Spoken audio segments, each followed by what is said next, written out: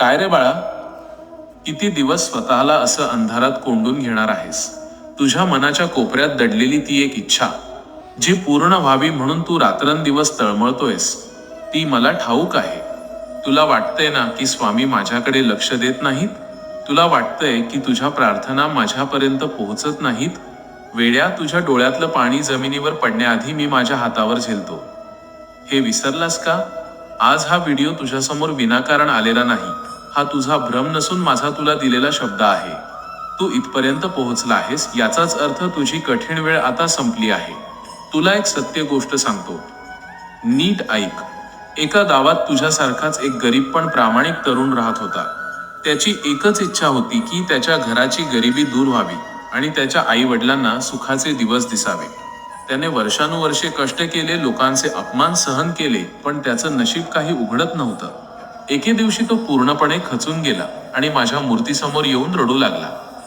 म्हणाला, स्वामी, आता माझ्यात ताकद उरली नाही, तुम्ही माझं का ऐकत नाही? त्या रात्री त्याला स्वप्नात मी दर्शन दिलं आणि सांगितलं, बाळा, तू फक्त कष्ट करतोयस, पण तुझ्या श्रद्धेत संशय आहे. तू मार्ग शोधतोयस, पण मी दिलेला संकेत तुला दिसत नाहीये. तो जागा झाला आणि त्याने पुन्हा एकदा नव्या उमेदीने, पूर्ण विश्वासाने कामाला सुरुवात केली. काही दिवसांतच त्याला अशा एका व्यक्तीची साथ मिळाली, ज्याने त्याच्या आयुष्याचं सोनं केलं. ज्या इच्छेसाठी तो वर्षानुवर्षे रडत होता, ती इच्छा अवघ्या काही दिवसांत पूर्ण झाली. बाळा, ही गोष्ट तुझ्यासाठी सुद्धा एक धडा आहे. समुद्राला भरती येण्याआधी पाणी नेहमी मागे सरकतं, तसंच तुझ्या आयुष्यातलं हे दुःख म्हणजे मोठ्या सुखाची चाहूल आहे. तुला जे हवं आहे ते तुला नक्की मिळेल, पण माझ्या वेळेनुसार, कारण मला तुझं हित तुझ्यापेक्षा जास्त कळतं. तू फक्त मागण्यात गुंतला आहेस, पण मी तुला देण्यासाठी योग्य वेळ शोधत होतो. आता तो क्षण आला आहे. तुझ्या कष्टाचं फळ देण्याची वेळ आता जवळ आली आहे.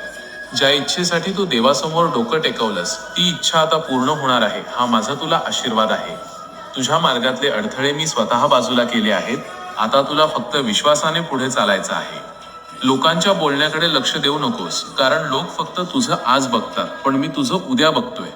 आता रडणं थांबव, चेहऱ्यावर हसू आण आणि पुन्हा एकदा कामाला लाग.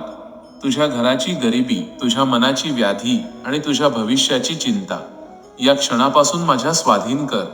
तू फक्त माझा हात धरून ठेव. तुझी नौका पार लावण्याची जबाबदारी माझी आहे. तुला वाटतंय ना की मार्ग कुठून फुटणार? अरे, मी दगडातूनही पाणी काढणार आहे. तुझ्या आयुष्यात सुखाचे झरे निर्माण करणं माझ्यासाठी अवघड नाही. आजची रात्र तुझ्यासाठी नवीन आशेचा किरण घेऊन येईल. फक्त माझ्यावरचा विश्वास ढळू देऊ नकोस. बाळा, जर तुला तुझ्या स्वामींवर आणि माझ्या या शब्दांवर अढळ विश्वास असेल, तर आत्ताच कमेंटमध्ये श्री स्वामी समर्थ लिहून तुझ्या इच्छापूर्तीच्या प्रवासाची सुरुवात कर. तुझ्या आयुष्यातले सोन्याचे दिवस आता सुरू झाले आहेत, असं समजून आनंदी राहा. विसरू नकोस, तुझी इच्छा पूर्ण झाल्याशिवाय मी तुला सोडणार नाही.